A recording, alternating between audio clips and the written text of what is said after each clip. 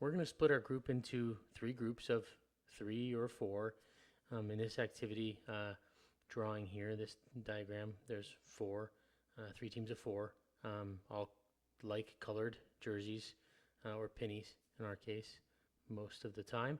We're going to do this setup of 3 zones on an area of the field that we're wanting to do this in. So this activity is meant to go into the attacking half. So we're starting to get into some creation of opportunities. So some passes that will get us into an area or set us up into an area that we will be more likely to score goals from.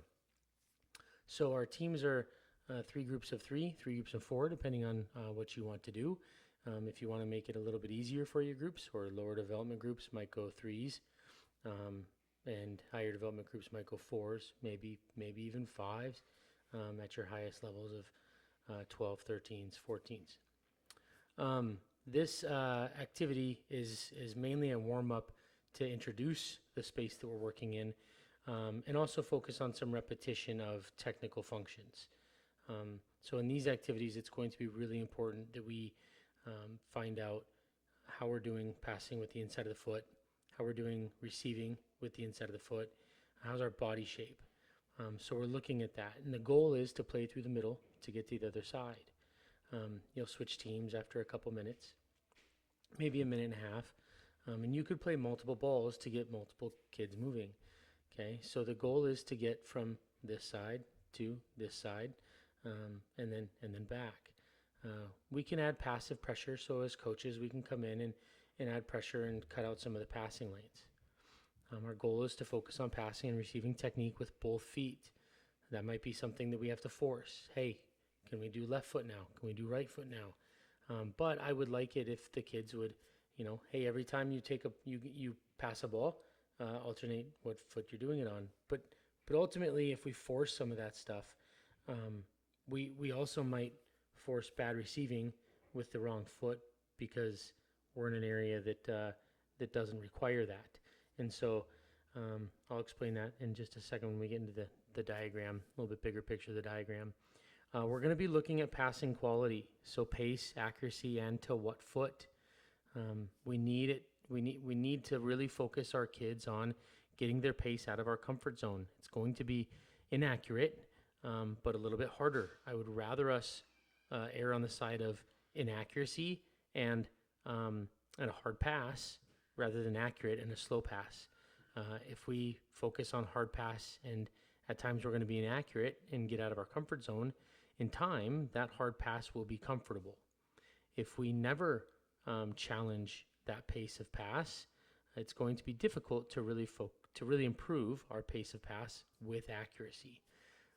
So can we play 2-touch? In this activity, I would recommend, can we receive a ball? Can we play a ball? Can we receive it? Can we play it? 1-touch, probably not necessary unless we're here.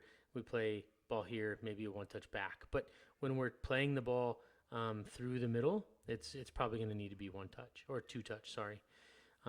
Body shape in the middle of the grid is super important, right? So if this yellow player is receiving from this blue player, can we be open so we can take this touch with our left foot and play it to this red player here?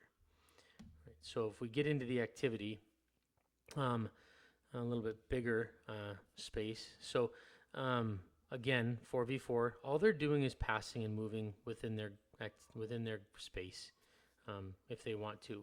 If a coach is cutting off a passing lane, they may need to play it to a different area. Otherwise, we're looking to find a player and can we play them so they can open themselves up. So if this player, let's say like let's say this blue player wants to play this ball to this yellow player, okay? Instead of playing here to where this yellow player has to receive, with their back to the space, okay? Can we play this yellow player with a ball here? I don't know if I'm going to be able to do this now. Just get a new arrow. Can we play the ball to this player here, and then we can get this player to then open up their hips to the field so that they have the space here to play into.